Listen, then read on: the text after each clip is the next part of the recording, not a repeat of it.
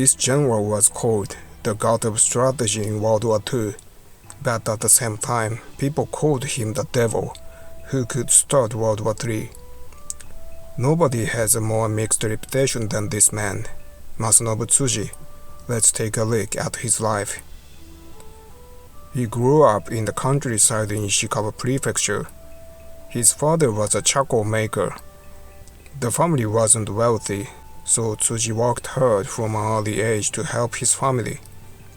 Tsuji attended the local elementary school and went on to an army junior high school. When he was in school, his nickname was Iron, because he was strong-willed like iron. His behavior was always based on his own conscience, not influenced by the voices of others. That's why he had many enemies, but his friends trusted him. He never forgot to train his body as well. His body was covered with thick muscle. Nurses got trouble because they couldn't stick needles in his body.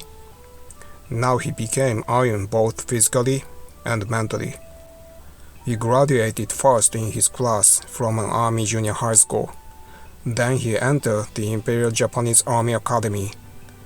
He studied hard there and graduated first again. People looked to him as a future general. After graduating, he was assigned to a unit and trained in the field.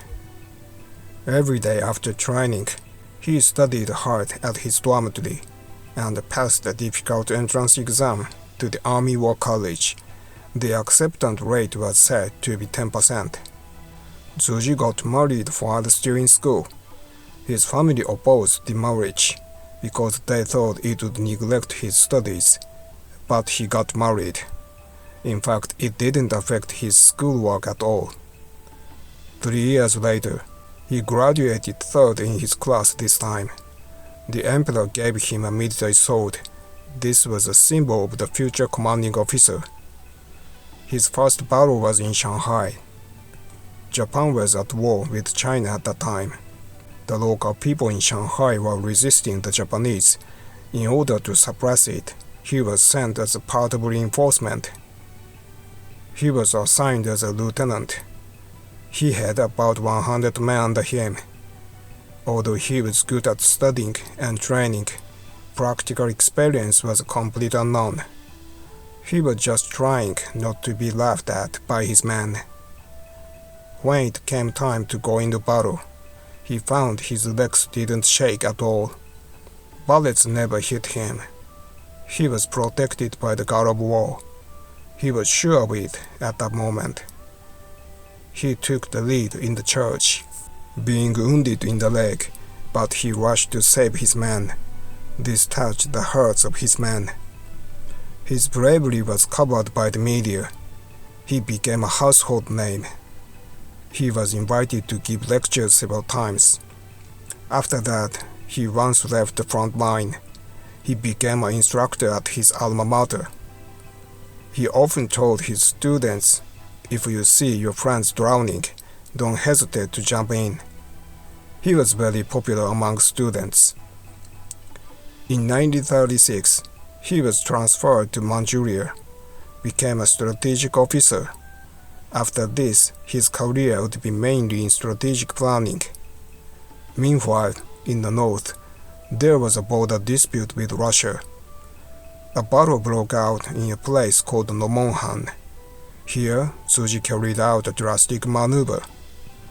Although people around him advised him against it, he implemented it and lost a lot of men. Because of this, he was transferred and spent several months in vain. But he was soon called to Saigon. This time, it was for the Singapore campaign. At the time, Singapore was ruled by the British. It was a well-protected territory. Tsuji proceeded with research and preparation alone, and made a plan that the enemy didn't expect. The British were not careful about the northern part. The area was an unpaved jungle of rubber trees. They thought that the enemy wouldn't come from there. However, Tsuji's plan was to break through the jungle of rubber trees into the city of Singapore. The Japanese army built runways and ports on the way, and after preparing well, he carried out the operation. This operation took place hours before the attack on Pearl Harbor. Japan went to war with Great Britain. As a result, it was great victory for Japan, and Singapore fell. This was covered by the media. Tsuji began to quote the Code of Strategy. On the other hand, bad rumors began to be heard. In Singapore, he was involved in the massacre of overseas Chinese. In the Philippines, he plotted to kill all American prisoners of war. A glimpse of his racist side can be seen.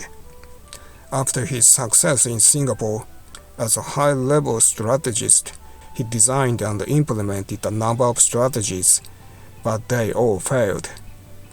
When a strategy failed, he put the blame on his subordinates. Little by little, his true nature began to emerge. In 1945, while working in Bangkok, Thailand, it was informed that the war was over. He had no intention of returning to Japan. He asked his commanding officer at the time to make him free. He declared that he would make plans in South Asia to revenge for the coming day. The commander refused at first, but Tsuji insisted so strongly, so the commander decided to help. Tsuji was treated as dead in the army. The British army came looking for Tsuji many times, but he successfully escaped to Laos. Then he went through Vietnam to the Chinese Nationalist Party. He worked there for a while, but Tsuji began to worry about his family in Japan. Meanwhile, a military trial was being held in Japan. Many former officers were found guilty and were hanged. Tsuji was accused of escaping and evading trial. The people condemned him. The former hero was called a coward, a traitor. Tsuji's family was blamed for it. They couldn't work outside and got poor. When Tsuji learned of this, he was deeply distressed, so he returned to Japan by ship with the help of old friends. Using a false name, he pretended to be a professor. He hid out in temples and huts in various places. Because of the eyes of the police and others around him, he couldn't stay in the same place for long. Former friends and students took turns taking care of him. He lived a modest life. At this time, Tsuji had too much time on his hands, so he started writing his autobiography based on his past records. The volume of its content was enormous, to the surprise of everyone around him. A few years later, Tsuji was released from the wanted list. He could finally live with his family with no worries. However, life was still difficult. At the advice of his friends and supporters, Tsuji published the autobiography he had been writing. One after another, they became bestsellers. Life became easier. Tsuji became popular again. When he gave a lecture in Kanazawa, his hometown, 30,000 people gathered. His words had power. The audience was excited. He still had a mysterious power to draw people in. After a while, his friends encouraged him to run for the House of Representatives. At his speeches, some people yelled at him, a coward and a traitor. But Tsuji spoke passionately, saying that he was doing everything for the revival of Japan. People were intoxicated by his words and became his allies. He was elected by a landslide margin. Only 7 years after the war ended, Tsuji became a member of the Diet. He won every election after that. He spent 9 years as a lawmaker, but things didn't go his way in the Diet.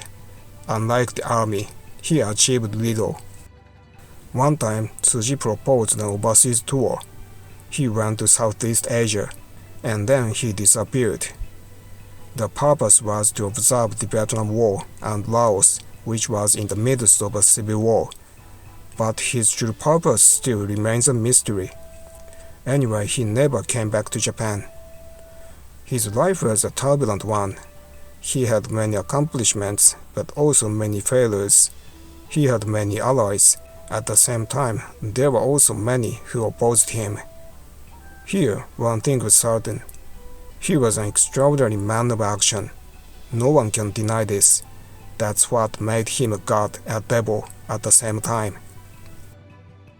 Thank you for watching until the end.